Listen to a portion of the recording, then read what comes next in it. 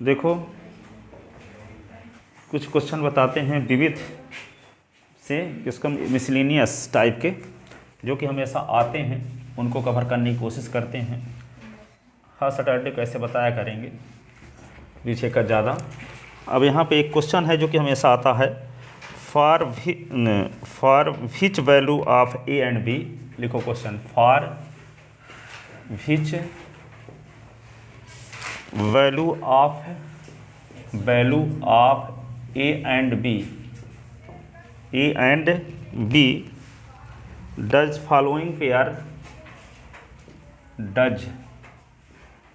Following pair of linear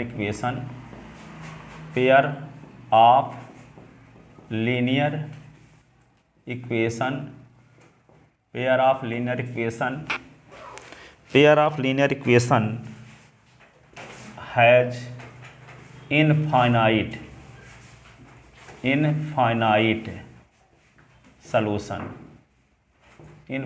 solution क्या है? 2x + 3y = 7, a - bx + a + bx = 3a + b - 2। ठीक है, तो इस सिस्टम, इस पेयर ऑफ लीनियर इक्वेशन का क्या हो, इनफाइनाइट मेनी सोल्यूशन होने के लिए ए और बी की वैल्यू क्या होनी चाहिए। ठीक है, तो आपको ये बताया गया था, number first, the pair of linear equation, 3 point लिख लो। The pair of linear equation has unique solution if क्या होता है, a1/a2 is not equal to b1/b2 is not equal to c1/c2। दूसरा ये पढ़े थे, the pair of linear equation has no solution. इसके लिए कंडीशन ये है, a1/a2 बराबर b1/b2 is not equal to c1/c2। तीसरा कंडीशन ये है, द पेयर ऑफ, इन 3 ठो में से कोई एक ठो ऑब्जेक्टिव में हर साल आता है, the pair of linear equation have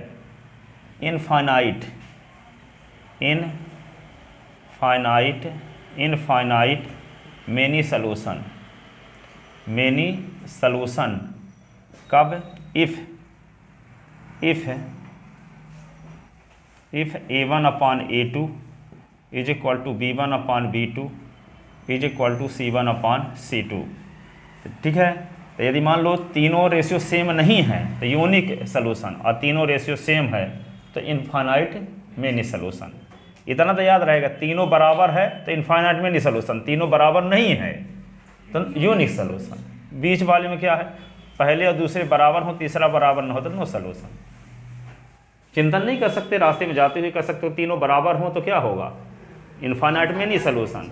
तीनों बराबर ना हो, यूनिक सॉल्यूशन। 2 बराबर हो, तीसरा बराबर ना हो तो नो सॉल्यूशन। इतना याद रहेगा। 1 नंबर क्लियर। मान लो वार्षिक एग्जाम, हर एक एग्जाम में आता है ये, को 3 क्वेश्चन में से एक, CBSE बोर्ड हो चाहे MP बोर्ड हो चाहे कोई स्टेट बोर्ड हो, सब में 3 में से एक रहता है। ठीक है, के का मान, ये वाला के का मान और ए का मान निकालने के लिए 90% चांस रहता है कि हर एक बोर्ड में रहता है, चाहे CBSE बोर्ड हो चाहे MP बोर्ड हो। के का मान ज्ञात कीजिए अथवा ए का मान, बी का मान ज्ञात कीजिए। कुछ कंडीशन दी रहती है कि यूनिक सॉल्यूशन के लिए अथवा नो सॉल्यूशन के लिए अथवा इनफाइनाइट मेनी सॉल्यूशन के लिए ए और बी की वैल्यू, के की वैल्यू पूछा ही जाता है। ठीक है, तो 2 क्वेश्चन है, एक है इनफाइनाइट मेनी सॉल्यूशन के लिए, एक है नो सॉल्यूशन के लिए। तो 2 में से एक निश्चित रूप से आते रहते हैं। ठीक है, हर एक बोर्ड में, चाहे CBSE बोर्ड हो चाहे MP बोर्ड हो चाहे कोई भी स्टेट बोर्ड हो। ठीक है, तो यहाँ पे देखो, तो सबसे पहले क्या करते हैं, जैसे मान लो सामान्य क्वेश्चन थोड़ा सा आपको समझाने की कोशिश करते हैं। ठीक है। अभी क्वेश्चन बताने से पहले जैसे मान लो यहाँ पे लिखा है system of equation 2x + 3y is equal to 2s + 3y is equal to 7 और 4s + 6y is equal to क्या है यहाँ पे 14। तो यहाँ देखते हैं s का पहले इक्वेशन में जो s का कोफिशिएंट है उसको कहते हैं a1, y का कोफिशिएंट जो है उसको b1 और राइट हैंड साइड में जो है उसको c1 कहते हैं। दूसरे इक्वेशन में s का जो कोफिशिएंट है उसको a2, b2, c2। तो यहाँ देखो a1 की वैल्यू आप निकालोगे तो a1 की वैल्यू क्या है 2, b1 की वैल्यू क्या है यहाँ 3 और c1 की वैल्यू क्या है 7, a2 की वैल्यू क्या है यहाँ देखो 4 और b2 की वैल्यू क्या है 6 और c2 की वैल्यू है 14। तो a1/a2 की वैल्यू क्या होगा 2/4, b1/b2 की वैल्यू 3/6 और c1/c2 की वैल्यू 7/14। तो 2 1 जा 2 2 जा, 3 1 जा 3 2 जा, 7 1 जा 7 2 जा। तो यहाँ देखते हैं a1/a2 की वैल्यू भी 1/2, b1/b2 की वैल्यू भी 1/2, c1/c2 की वैल्यू भी 1/2। तो यहाँ देखते हैं कि 1/2 is equal to 1/2 is equal to 1/2। तो a1/a2 is equal to b1/b2 is equal to c1/c2। So pair of linear equation has infinite solution. ठीक है, इस पेयर ऑफ लीनियर इक्वेशन के अनंत हल होंगे। ठीक है, इनफाइनाइट सोल्यूशन होंगे। So given pair of linear equation, so given pair of linear equation have infinite many solution. ठीक है, so pair of linear equation have infinite many solution. ठीक है, जब तीनों रेशियो सेम आ जाए, ठीक है, दो इक्वेशन दिए रहेंगे। पहले इक्वेशन में जो एस बाई की कोफिशिएंट और कांस्टेंट टर्म होगा उनको क्रमशः a1 b1 c1 से डिनोट कर लेंगे। दूसरे इक्वेशन में एस बाई की कोफिशिएंट और कांस्टेंट टर्म जो रहेगा उसको a2 b2 c2 से डिनोट कर लेंगे। फिर a1/a2 की वैल्यू निकाल लेंगे, b1/b2 की वैल्यू निकाल लेंगे, c1/c2 की वैल्यू निकाल लेंगे। तीनों रेशियो सेम यदि आ गया तो समझ जाओ कि गिवन सिस्टम ऑफ इक्वेशन के क्या होंगे, इनफाइनाइट मेनी सॉल्यूशन होंगे। ऐसा भी तो हो सकता है तीनों रेशियो सेम ना आया होता, तो तीनों रेशियो सेम नहीं आया तो इसका मतलब क्या हुआ, यूनिक सोल्यूशन है। ठीक है, और यदि दो रेशियो इक्वल आया होता, तीसरा इक्वल ना आया होता तो कहते हैं नो सोल्यूशन। अब जब मान लो ये आता है इनफाइनाइट मेनी सोल्यूशन आया तो इसको सॉल्व करने की ज़रूरत नहीं है। ठीक है, और इनफाइनाइट मेनी तो सॉल्व नहीं करते। जब नो सोल्यूशन आया होता तब भी उसको सॉल्व ना करते, लेकिन जब यूनिक सोल्यूशन आता है तो इसको सॉल्व भी करते हैं। ठीक है, तो यूनिक सोल्यूशन को सॉल्व करने के लिए क्रॉस मल्टीप्लिकेशन मेथड का यूज करते हैं। ठीक है, वीडियो सेंड करते तो देखते हो आप लोग हैं? अच्छा, देते नहीं हैं। चलो, जिससे मान लो कोई चीज़ नहीं लिख पाए तो इसको भी लिख लो थोड़ा सा। सो given pair of linear equation have infinite many solution. ठीक है, लिख लो। फिर हम एक नो सॉल्यूशन का बताते हैं, फिर यूनिक सॉल्यूशन का बताते हैं, फिर ये क्वेश्चन में आते हैं। ठीक है,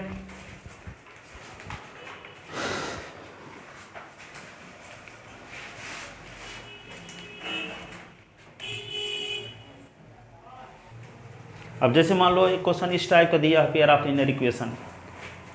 लीनियर इक्वेशन मान लो इस प्रकार का दिया हुआ है। इसको तो हम क्वेश्चन को सॉल्व करने का मेरा गोल ही है, इसी को हम सॉल्व करेंगे। परंतु एक और क्वेश्चन देखो, एक तो क्वेश्चन हो गया, अब एक दूसरा क्वेश्चन सामान्य क्वेश्चन देखो इसको समझने के लिए। जैसे एक इक्वेशन दिया है, सॉल्व है, क्या दिया है 8s + 5y = 9, 8s + 5y = 9। दूसरा इक्वेशन दिया है 3s + 2y = 4, 3s + 2y = 4। अब इसमें देखो a1/a2 की वैल्यू निकालते हैं। तो a1 की वैल्यू क्या है, a1 की वैल्यू है 8, b1 की वैल्यू क्या है 5, c1 की वैल्यू क्या है 9, a2 की वैल्यू क्या है 3, b2 की वैल्यू क्या है 2, c2 की वैल्यू है 4। अब देखते हैं यहाँ है कि a1/a2 निकाल के देखते हैं तो क्या होगा 8/3, b1/b2 की वैल्यू निकाल के देखते हैं तो 5/2, c1/c2 की वैल्यू निकाल के 9/4। तो तीनों वैल्यू देखते हैं तो 8/3 एक है, एक 5/2 है और एक 9/4 है। तीनों बराबर हैं क्या, तीनों बराबर नहीं है। इसका मतलब क्या हुआ, a1/a2 is not equal to b1/b2 is not equal to c1/c2। So given pair of linear equation has unique solution. So given pair of linear equation linear equation has unique solution, unique solution.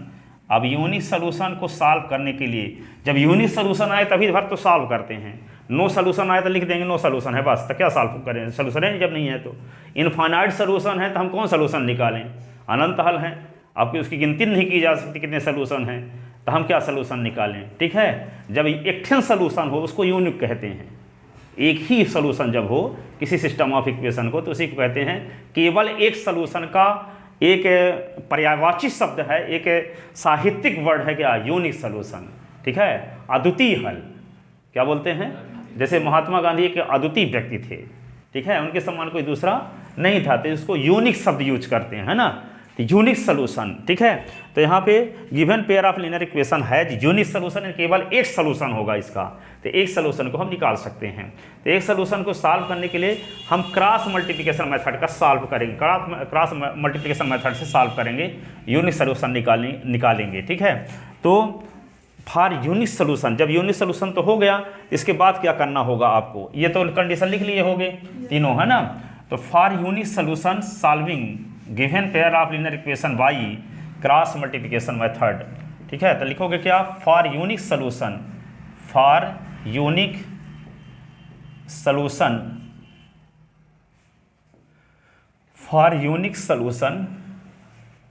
Solution by cross multiplication method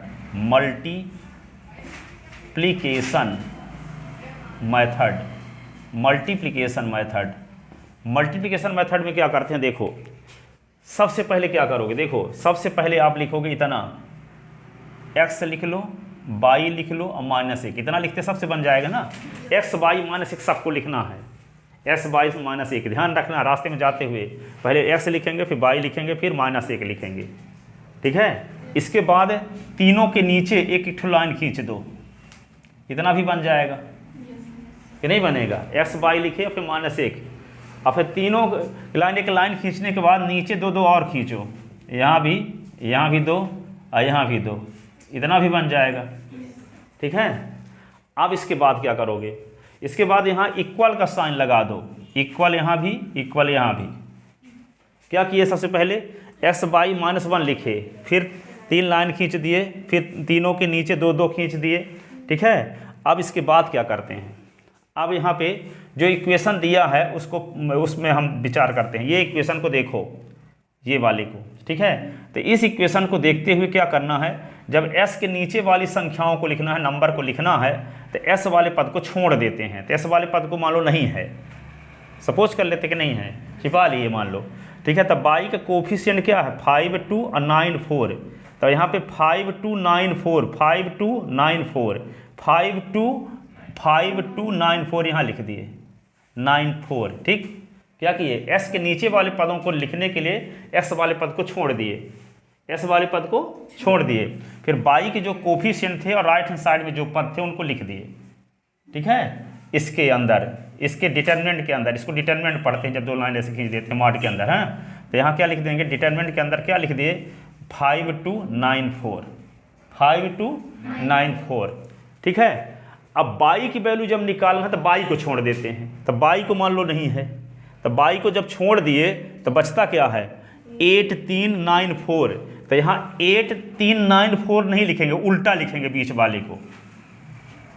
ठीक है ना, लिखना चाहिए क्या, 8 3 9 4 लिखना चाहिए इसको छोड़ने के बाद ना, पर बीच वाले में याद रखना उल्टा लिखते हैं, 8 3 9 4 लिखना चाहिए, पर लिखेंगे 9 4 8 3, क्या लिखेंगे 9 3, बीच वाले में उल्टा। अब रास्ते में चलते हुए सामने याद रखना कि बीच वाले में उल्टा करते हैं।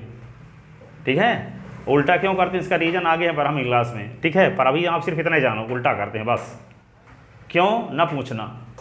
ठीक है, नहीं तो 2 घंटा लग जाएगा और समझ में भी नहीं आएगा। ठीक है, तो क्या करते हैं, बीच वाले में उल्टा करते हैं। ठीक है, तो y की वैल्यू जब निकालेंगे तो क्या होगा, 9 4 8 3, तो क्या लिख दें, 9 4 8 3। ठीक है, अब -1 का मतलब क्या हुआ, -1 तो कहीं है नहीं, s y तो थे, माइनस तो है नहीं, तो इसका मतलब -1 का मतलब होता है राइट हैंड साइड। ठीक है, -1 का मतलब ये -1 का क्षेत्र ये है राइट हैंड साइड वाला, तो -1 तो राइट हैंड साइड वाले को छोड़ दो, तो राइट हैंड साइड वाले को छोड़ोगे तो क्या आएगा, s का कोफिशिएंट y का कोफिशिएंट क्रम से लिखना है, जैसे इसमें क्रम से लिखे वैसे इसमें भी लिखना, बीच वाले भर में उल्टा करना है, ठीक है। तो -1 वाले को छोड़ दिए तो क्या बचा, 8 3 5 2 8 3 5 2 8 3 5 2, ठीक है। इतना तो बन जाएगा सबसे ना। s की वैल्यू जब निकालना है सबसे पहले क्या किए, x y -1 लिखे, एक लाइन खींच दिए तीनों के नीचे, फिर नीचे दो लाइन खींच दिए, फिर ये वैल्यू पुट कर दिए, इक्वल साइन लगा दिए, इतना तो सबसे बन जाएगा, ठीक है। परसों ऐसा ना होना चाहिए किसी काम बने ना ये क्वेश्चन, ठीक है, अच्छे समझे रहे ना, ठीक है। अब इससे अच्छा बताया नहीं जा सकता, फिर नहीं इतने के बावजूद भी नहीं बनेगा तो, ठीक है। अब देखो क्या करेंगे, क्रॉस मल्टीप्लिकेशन इसका नाम है। क्यों नाम है क्रॉस मल्टीप्लिकेशन? क्रॉस मल्टीप्लिकेशन इसका नाम इसलिए है कि ये सब लिखने के बाद क्रॉस मल्टीप्लिकेशन करते हैं हम। क्रॉस का मतलब होता है मल्टीप्लिकेशन का साइन, क्रॉस प्रोडक्ट, ठीक है, इसको क्रॉस प्रोडक्ट भी पढ़ते हैं। ए एक वेक्टर है, दूसरा बी है, इसको ये साइन लगाते हैं, इसको पढ़ते हैं क्रॉस प्रोडक्ट। जब ए इंटू बी तो इसको कहते हैं डॉट प्रोडक्ट, ठीक है। तो यहाँ क्रॉस, तो यहाँ पे क्रॉस का मतलब क्या हुआ, ऐसे क्रॉस बनाओ, ऐसे क्रॉस, ये क्रॉस है, ठीक है। अब क्या करेंगे, 5 का 4 के साथ मल्टीप्लाई, बीच में माइनस, फिर 2 × 9, ऐसे ना लिख देना। कभी कभी बहुत लोग कहते हैं कि क्रॉस मल्टीप्लिकेशन तो है, 2 × 9 कर देते हैं पहले, फिर माइनस लगा के 5 × 4, गलत, ठीक है। यहाँ किया जा सकता है कि 2/3 = 7/9 है, तो ऐसे आप कर सकते हो यहाँ, ठीक है। यहाँ इक्वल साइन तो नहीं लगा है ना, तो ये इस साइन को सॉल्व करने का तरीका क्या है, ऊपर से नीचे कर चलेंगे, इसका इसके साथ मल्टीप्लाई, इसका इसके साथ मल्टीप्लाई, इसका इसके साथ मल्टीप्लाई, फिर माइनस, फिर इसका इसके साथ, इसका इसके साथ, इसका इसके साथ, ठीक है। तो क्रॉस मल्टीप्लिकेशन में उल्टा ना कर देना है ना, कि 2 × 9 कर दो, फिर माइनस लगा के 5 × 4 कर दो, ऐसा ना करना, ठीक है। क्या करोगे, 5 × 4 माइनस 2 × 9, 9 × 3 माइनस 4 × 8, 8 × 2 माइनस 3 × 5, ठीक है। तो क्या लिखते हैं वही, अब इसके आगे वाला स्टेप ये होगा, x लिखो और इसके आप अपान में क्या लिखो, 5 × 4, बीच में माइनस, फिर क्या 2 × 9, फिर इक्वल y/9 × 3, बीच में माइनस, 4 × 8, फिर -1/8 × 2, बीच में माइनस, 3 × 5, बन जाएगा। अब x अपान, अब आ गई पश्चिमी की मैथ, 5 चौक 20 माइनस 2 9 18, y/9 3 27 माइनस 8 चौक 32, ये क्या होगा, -1/8 दूना 16, 3 5 15, ठीक है। अब क्या आएगा, x/20 से 18 निकला 2, y/27 32 निकला -5, ठीक है। और ये क्या होगा, -1/16 से 15 निकला तो 1, ठीक है। अब इतना तो बन गया। इसके बाद क्या करते हैं, इसके बाद करते हैं, देखो फिर से आ गया मोड, s की वैल्यू निकालना है, y की वैल्यू निकालना है।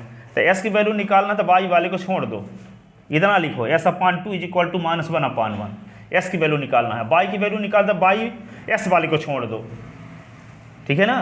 तो क्या लिखेंगे आगे, x/2 = -1/1 एंड y/-5 = -1/1। ये s की वैल्यू निकालना है तो x और लास्ट वाले को लिख दिए, y की वैल्यू तो y वाले को और लास्ट वाले को लिख दिए।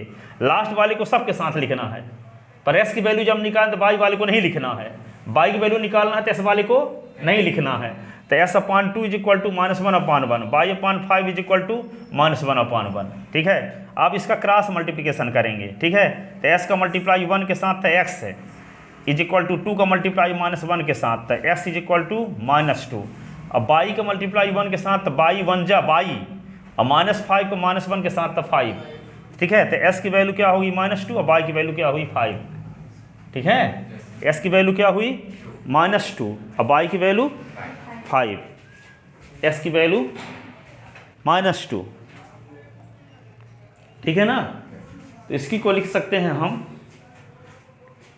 s की वैल्यू होगी, यहाँ s की वैल्यू आ गई क्या, -2 एंड y की वैल्यू क्या आ गई 5, hence unique solution, hence unique solution, unique solution क्या हुआ x इज इक्वल टू -2 और y इज इक्वल टू 5।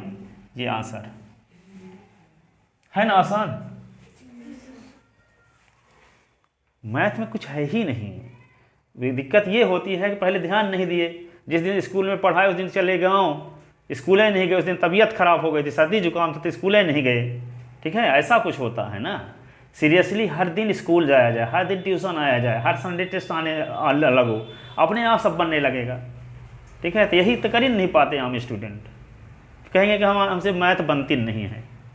और न बनने वाला कॉन्सेप्ट फॉलो करो तो नहीं बनेगी, बनने वाला कॉन्सेप्ट फॉलो करोगे तो बनने लगेगी। ठीक है, वे दोनों आपके हाथ में है। ठीक है, लिख लेते ना। तो कब ऐसा सॉल्व करते हैं, जब यूनिक सोल्यूशन होगा तभी सॉल्व करेंगे। नो सोल्यूशन रहेगा तो उसको सॉल्व करने की जरूरत नहीं है। इनफाइनाइट मेनी सोल्यूशन है तो उसको भी सॉल्व करने की जरूरत नहीं है। लिख भर दोगे कि given pair of linear equation has no solution, given pair of linear equation has infinite many solution. जब नो सोल्यूशन यूनिक सोल्यूशन आएगा तभी इस मेथड से सॉल्व करोगे। ठीक है, इस मेथड से इसको सॉल्व करोगे। एक और सिंपल सा क्वेश्चन देते हैं। अब 2 क्वेश्चन तो देख चुके, इनफाइनाइट वाला देख चुके, यूनिक वाला देख चुके, एक नो सोल्यूशन वाला दिखाते हैं, फिर इस क्वेश्चन में आते हैं। ठीक है, तो यहाँ पे देखो,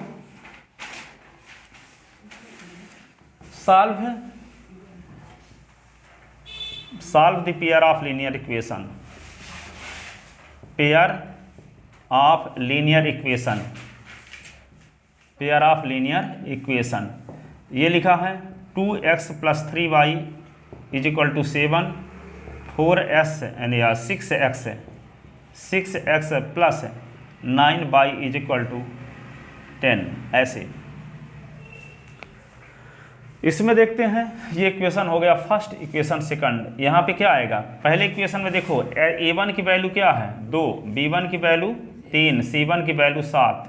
ठीक है, दूसरे में क्या है a2 की वैल्यू 6, b2 की वैल्यू 9, c2 की वैल्यू क्या है 10। पहले इक्वेशन में x y के कोफिशिएंट और कांस्टेंट टर्म को a1 b1 c1 कहते हैं। दूसरे इक्वेशन में x y के कोफिशिएंट और कांस्टेंट टर्म को a2 b2 c2 कहते हैं। ठीक है, अब क्या आ गया देखते हैं, a1/a2 का मान निकाल के। तो a1/a2 की वैल्यू 2/6i, 2 1 जा 2 3 जा 1/3।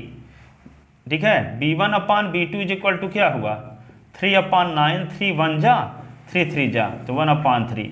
और c1/c2 की वैल्यू, c1/c2 की वैल्यू 7/10 ये आ गया। तो देखो 2 रेशियो तो इक्वल आ रहा है 1/3 1/3, लेकिन ये इसके इक्वल नहीं है। इसका मतलब क्या हुआ 1/3 is equal to 1/3 is not equal to 7/10। इसका मतलब क्या है कि a1/a2 की वैल्यू इक्वल है b1/b2 के, इज नॉट इक्वल टू है c1/c2 के। इसका मतलब so pair of linear equation has no solution, so given pair of linear equation has no solution, so given pair of linear equation has no solution, no solution. अब आगे कुछ करने की जरूरत नहीं है, बस इतना है। ठीक है, जब यूनिक सोल्यूशन होता तभी भर सॉल्व करते हैं। नो सोल्यूशन है, इनफाइनाइट सोल्यूशन है तो लिख भर दो कैसा है बस। ठीक है, अब ये क्वेश्चन में हम आते हैं। ठीक है, ये क्वेश्चन इस सिस्टम ऑफ इक्वेशन का क्या हो इनफाइनाइट सोल्यूशन हो। ठीक है, ऐसी ए और बी की वैल्यू यहाँ निकालना है। ठीक है, देखने से पता चल रहा है। अब इस क्वेश्चन को सेंस समझना। ठीक है, क्योंकि किताबों में लिखा भर तो देख लेते हो, उसको अंदर तक जाते नहीं हो कि कहने का मतलब क्या निकल रहा है। इसमें ये कहता है, अभी 3 क्वेश्चन बताने का मकसद मेरा ये था कि इस क्वेश्चन को आपके जो बोलो तो आपके अंदर तक वो बात भी जानी चाहिए कि क्या बोल रहे हो। ठीक है, कैसी ए और बी की वैल्यू इसमें निकालना है, ए और बी की कैसी वैल्यू निकालना है, ए और बी की ऐसी वैल्यू निकालना है कि a1/a2 की वैल्यू b1/b2 की वैल्यू c1/c2 की वैल्यू सेम रहे। ठीक है, तो यहाँ ए और बी के स्थान पे ऐसी कौन नंबर लिख दें और यहाँ भी वही नंबर लिखें, जो ए बी की वैल्यू यहाँ रखें वही ए और बी की वैल्यू यहाँ भी रखें, वही ए और बी की वैल्यू यहाँ रखें और उन वैल्यू को रखने के बाद A1 का मान तो आपको पता है 2 है, और B1 का मान 3 है, और C1 का मान 7 है, इस बात का पता है।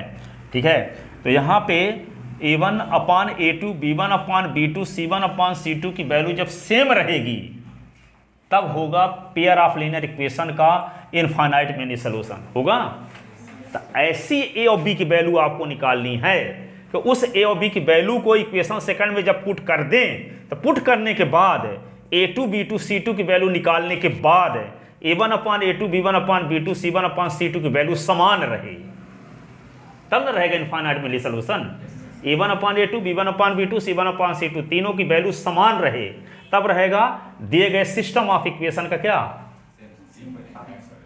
हाँ, रहेगा इनफाइनाइट मेनी सोल्यूशन। ठीक है, तो ऐसी ए बी की वैल्यू क्या है ये हमें फाइंड करना है। ठीक है, अब वो ऐसी वैल्यू कैसे निकालेंगे, ठीक है, यही देखते हैं। तो निकालने का तरीका क्या है, देखो कुछ भी नहीं है, बहुत आसान है, एक बार पढ़ोगे ज़िंदगी भर याद रहेगा। क्या करोगे, सबसे पहले हियर यहाँ A1 की वैल्यू क्या है 2, B1 की वैल्यू 3, C1 की वैल्यू 7। ठीक है, पहले इक्वेशन में एक्स वाई के कोफिशिएंट कांस्टेंट टर्म को क्रमशः क्या कहते हैं, A1 B1 C1। दूसरे इक्वेशन में एक्स वाई के कोफिशिएंट और कांस्टेंट टर्म को क्रमशः क्या कहेंगे, A2 B2 और C2। तो A2 की वैल्यू क्या है, A2 की वैल्यू है A माइनस बी, B2 की वैल्यू क्या है A प्लस बी, और C2 की वैल्यू क्या है 3A plus B minus 2, 3A plus B minus 2। ठीक है, अब देखो क्या निकालना है, ए और बी की ऐसी वैल्यू निकालना है ताकि पेयर ऑफ लीनियर इक्वेशन का इनफाइनाइट मेनी सोल्यूशन हो जाए। ठीक है, the given pair of linear equation will have unique solution infinite many solution if the given pair of linear equation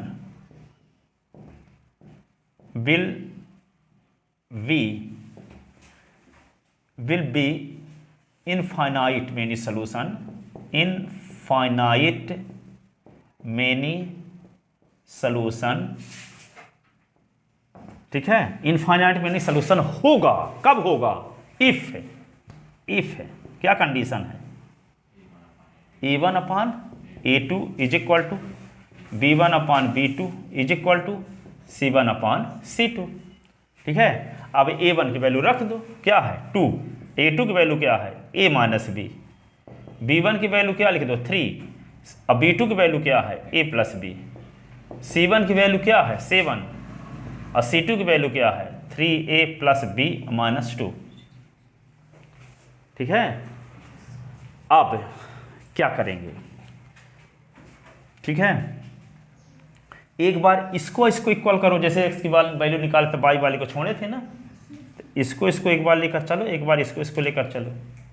ठीक है, तो क्या कर दें, वही करने वाले हैं, 2 अपान क्या लिख दे A minus B is equal to 7 upon 3A plus B minus 2। कोई ज़रूरी नहीं है कि ये इसके इक्वल बनो, अलग अलग पेयर लेना है, इसको ले लेते हैं हम, यह तो नंबर है इसमें भी। ठीक है, वहाँ तो एस वाई की वैल्यू निकालना था ना, तो एस और वाई इन दोनों के साथ थे, इसमें एक्स वाई नहीं था, इसलिए हम इसको इसके साथ लेते थे, इसको इसके साथ लेते थे। यहाँ हम इन दोनों को ले लें, फिर इन दोनों को ले लें, ऐसा भी चलेगा। ठीक है, अब फिर इसको ले लिए, अब इसको और इसको भी ले सकते हैं। ठीक है, तो 2 रेशियो अलग अलग लेना है, चाहे जो लें, तो वही आप जो तरीका पहले अपनाते थे वही वाला लेते रहो, ताकि आपको अलग से नियम याद करने की जरूरत ना पड़े। पहला वाला लास्ट के साथ, दूसरा वाला लास्ट के साथ, ठीक, पहला वाला लास्ट के साथ और दूसरा वाला लास्ट के साथ। तो यहाँ पे 2 अपान A माइनस बी, तो 7 upon 3A plus B minus 2, और फिर 3 upon A plus B is equal to 7 upon 3A plus B minus 2, ऐसे पहला लास्ट के साथ फिर दूसरा लास्ट के साथ। अब इसका क्रॉस मल्टीप्लिकेशन करके 2 इक्वेशन A और B के रूप में बना लो। ठीक है, तो देखो यहाँ पे ये 2 का गुणा करेंगे इसके साथ और A माइनस बी का गुणा करेंगे 7 के साथ। यहाँ उल्टा पुल्टा गुणा कर सकते हैं, यहाँ कोई ज़रूरी नहीं है, जब इस प्रकार का साइन रहेगा तब इसका ऊपर वाले का नीचे और नीचे वाले का ऊपर बाद में करेंगे, ठीक है। ऊपर वाले का नीचे पहले करते हैं। यहाँ चाहे आप इसका गुणा इसके साथ पहले करो, बाद में इसका गुणा इसके साथ, चाहे इसका गुणा पहले से करो बाद में इसके साथ करो, कोई फर्क नहीं पड़ेगा यहाँ पे। वहाँ गलत हो जाएगा क्रॉस मल्टीप्लिकेशन वाले में, ठीक है। इसका ऊपर वाले का नीचे पहले मल्टीप्लाई करोगे, बीच में माइनस साइन लगाओगे, फिर नीचे वाले का ऊपर करोगे, ठीक है, जब ये डिटरमिनेंट का साइन रहेगा तब। और यहाँ इस क्रॉस मल्टीप्लिकेशन में चाहे जिसका मल्टीप्लाई पहले करो, ठीक है। अब ये नहीं कि हम आपको ये बता कैसे जैसे चाहे वैसे कर सकते हो, तो यहाँ भी वैसे करने लगे, ठीक है। स्थिति परिस्थिति आपको भूल गई, ठीक है। तो यहाँ पे क्या करोगे, इसका मल्टीप्लाई इसके साथ करते हैं, फिर भी इसका इसके साथ, चाहे इसका मल्टीप्लाई इसके साथ, बाद में इसके साथ, दोनों किया जा सकता है, ठीक है। तो क्या करते हैं, 2 का मल्टीप्लाई करते हैं, तो उसी प्रकार करते हैं ताकि हैबिट आपकी बनी रहे, जब दोनों यहाँ किया जा सकता है, ठीक है। तो 2 का मल्टीप्लाई का 2 3 जा 6a, 2 1 जा 2b, 2 2 जा 4 is equal to 7a minus 7b, ठीक है। इसमें भी क्या करेंगे, 3 का इसके साथ, 3 3 जा 9a, 3 1 जा 3b, 3 2 जा 6 इज इक्वल टू 7a, ये होगा 7b, 7a 7b, ठीक है। अब क्या करेंगे, 6a minus 7a, 2b plus 7b is equal to 4, 6a 7a तो माइनस a, और 2b 7b तो क्या 9b इज इक्वल टू 4, तो a minus 9b is equal to 4, -4 ना, पहले वाला पद माइनस में है तो हम उसने चाहे ऐसे भी लिखे रहो, कोई दिक्कत नहीं है। -a plus 9b is equal to 4 आया, 6a माइनस 7a तो minus a, 2b plus 7b तो 9b इज इक्वल टू 4। अब यहाँ पे देखो 7a को इधर लाते हैं, तो 9a minus 7a plus 3b और minus 7b is equal to 6, यही ना। 9a से 7a निकल गया तो कितने बचा, 2a, 3b और माइनस 7b क्या होगा, हाँ बोलो, 3b और माइनस 7b क्या होगा, -4b, समझते हो नहीं था ना, कि इसको बहुत लोग नहीं जानते थे इसलिए बताना पड़ा था, पूछ रहे हैं इसीलिए कि बन रहा कि नहीं, प्लस 3b माइनस 7b तो -4b ये आ गया, ठीक है। अब इसको चाहो तो 2 से डिवाइड भी कर सकते हो, 2 से कट जाएगा कि नहीं, ठीक है। तो क्या आएगा, ये नहीं डिवाइड करते तो लोग कुछ नहीं करते, रहने देते हैं, नहीं तो आप लोग और दिमाग एक्स्ट्रा लग जाएगा, कम से कम दिमाग से काम चलाना चाहते हैं, ठीक है, इतना ठीक है। अब इक्वेशन फर्स्ट को और सेकंड को सॉल्व करेंगे क्रॉस मल्टीप्लिकेशन मेथड से, ठीक है, जैसे अभी सॉल्व किए थे। वहाँ एक्स वाई वेरिएबल थे, यहाँ वेरिएबल ए और बी हैं, ठीक है। Solving equation first and second by cross multiplication method, तो यहाँ लिखते हैं सॉल्विंग, इधर का मिटा देना थोड़ा सा,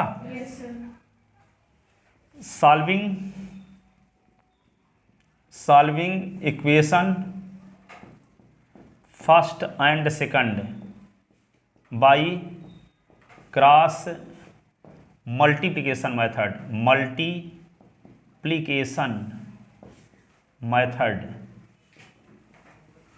क्रॉस मल्टीप्लिकेशन मेथड।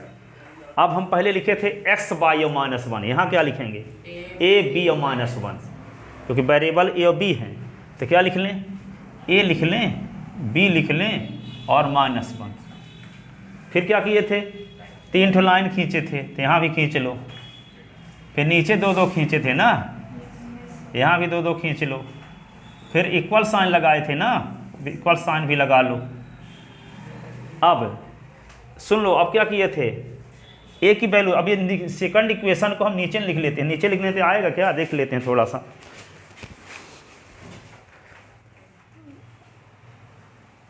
चलो ठीक है, सेकंड के नीचे, फर्स्ट के नीचे सेकंड को लिखे लेते हैं ताकि आपको समझने में दिक्कत ना जाए। यहाँ 2a माइनस 4b, तो ये लिख लेते हैं 2a minus 4b is equal to क्या, 6, ये इक्वेशन सेकंड है, ठीक है ना। अब a की वैल्यू जब निकाले थे तो एक को छोड़ दिए थे, यही ना, a को छोड़ दो, तो क्या बचता, बी के कोफिशिएंट बचा 9 माइनस 4 और 4 6, तो क्या लिख लें 9 माइनस 4 और फिर 4 6। अब बी की वैल्यू जब निकालना है तो बी को छोड़ते थे, तो बी को छोड़ेंगे तो क्या लिखेंगे, यहाँ ए का कोफिशिएंट कुछ नहीं है तो -1 माना जाएगा। कौन नंबर है यहाँ -1, तो -1 2 और 4 6, पर उल्टा लिखते हैं ना, तो क्या करें -1 2 4 6 पहले लिखेंगे है ना, 4 6 और -1 2, ये हुआ। -1 के नीचे निकालने के लिखने के लिए क्या करेंगे, राइट हैंड साइड को छोड़ देंगे ना, तो राइट हैंड साइड को जब छोड़ देंगे तो बचेगा क्या, -1 2 9 माइनस 4, ठीक है, -1 2 9 माइनस 4, -1 2 -1 2 और 9 माइनस 4, ये ठीक है। अब देखो a अपान 9 इंटू 6, इसका क्रॉस मल्टीप्लिकेशन ना, इसका मल्टीप्लाई इसके साथ, बीच में माइनस, इसका इसके साथ, इसका इसके साथ, बीच में माइनस, इसका इसके साथ, इसका इसके साथ, बीच में माइनस, इसका इसके साथ।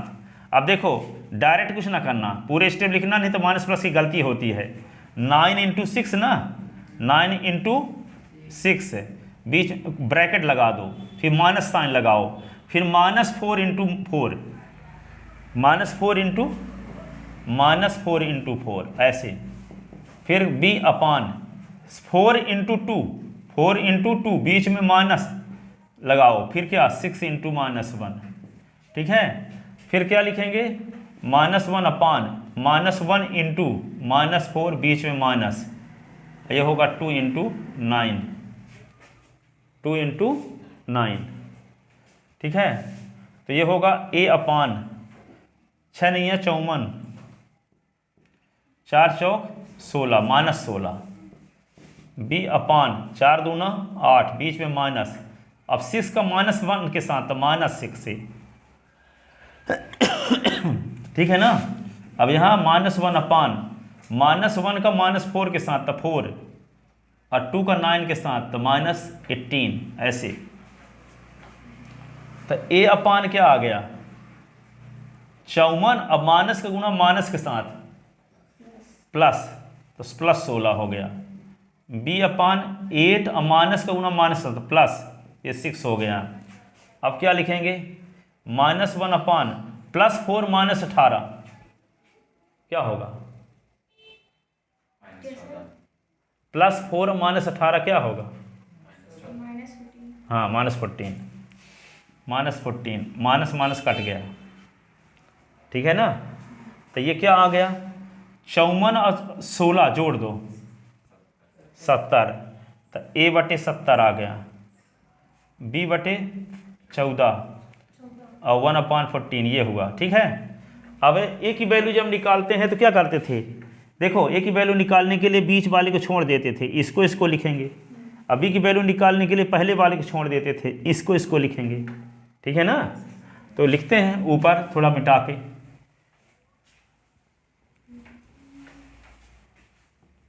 लिखते हैं a/70 इज इक्वल टू 1/14 और b/14 इज इक्वल टू 1/14 ऐसे। a का मल्टीप्लाई 14 के साथ, इसका इसके साथ, इसका इसके साथ, इसका इसके साथ, इसका इसके साथ, तो क्या होगा 14a is equal to 70, 14b is equal to 14, तो क्या होगा a इज इक्वल टू 70/14 और b इज इक्वल टू 14/14, 14 से 1 जा, फिर 5 जा और 14 1 जा, तो क्या आ गया a इज इक्वल टू 5 और b इज इक्वल टू क्या 1, a इज इक्वल टू 5 और b इज इक्वल टू 1, ये आ गया। अब देखो वेरिफिकेशन करके दिखाते हैं आपको। पहला इक्वेशन क्या था जो हम मिटा दिए क्वेश्चन में, 2s + 3y 7, दूसरा था a - bx plus a + by is equal to 3a + b - 2, यही था सिस्टम ऑफ इक्वेशन। अब देखते हैं वेरिफिकेशन करके ए और बी की जो वैल्यू निकालने हैं वो सही है कि गलत। तो वेरिफिकेशन तो यहाँ देखो ए और बी की जो वैल्यू आई है उसको रखते 2x+3y = 7। ए की वैल्यू क्या आई है 5 ना, तो 5 - 1 है, 5 माइनस यहाँ लिखते हैं 1x है, और यहाँ के a + b है तो 5 + 1 y = क्या होगा 3 × 5 और प्लस b का मान 1 और -2, तो ये क्या होगा फिर 2x+3y = 7 है। अब इसको सॉल्व करके लिखे देते हैं। 4 5 से 1 निकला तो क्या आएगा 4x, 5 और 1 6y, ये होगा 3 × 5 = 15, 1 16, 16 से 2 निकला तो 14 हुआ। अब देखो यहाँ पे a1 का मान क्या है 2, b1 का मान 3 और c1 का मान 7, a2 का मान क्या है 4 और b2 का मान क्या है 6, c2 का मान क्या है 14। अब निकालो a1/a2 का मान 2/4, b1/b2 का मान निकालो 3/6, c1/c2 का मान निकालो 7/14, 2 1 जा 2 2 जा, 3 1 जा 3 2 जा, 7 1 जा 7 2 जा, तो a1/a2 का मान क्या है 1/2, b1/b2 का मान क्या है 1/2, c1/c2 का मान क्या है 1/2। इसका मतलब ए और बी का जो मान निकाले हो उन मानों को पुट करने से तीनों रेशियो सेम आता है। a1/a2 = b1/b2 = c1/c2 आता है। हमें ऐसे ही मान की तलाश थी कि ए और बी का ऐसा मान ज्ञात कीजिए जिससे इस सिस्टम ऑफ इक्वेशन के इनफाइनाइट मेनी सॉल्यूशन हो जाए। तो हो तो गया, ठीक है, तीनों रेशियो सेम हो गया। जो ए और बी की वैल्यू हम निकाले हैं उस वैल्यू को इस इक्वेशन में पुट करते हैं तो तीनों रेशियो सेम आता है।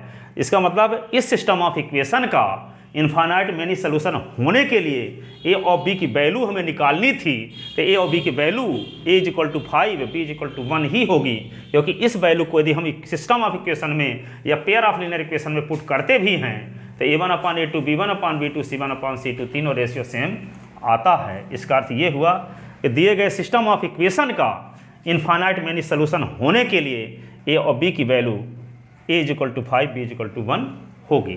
ठीक है, समझ में आया। तो ए और बी की कैसी वैल्यू निकालनी थी, ए और बी की ऐसी वैल्यू निकालनी थी ताकि दिए गए सिस्टम ऑफ इक्वेशन का इनफाइनाइट मेनी सॉल्यूशन हो जाए। इनफाइनाइट मेनी सॉल्यूशन होगा तभी जब ए और बी की वैल्यू पुट करने के बाद a1/a2 b1/b2 c1/c2 की वैल्यू निकालने का तीनों रेशियो सेम बना रहे। आया समझ में, अच्छे से अब बन जाएगा ये क्वेश्चन। ठीक है,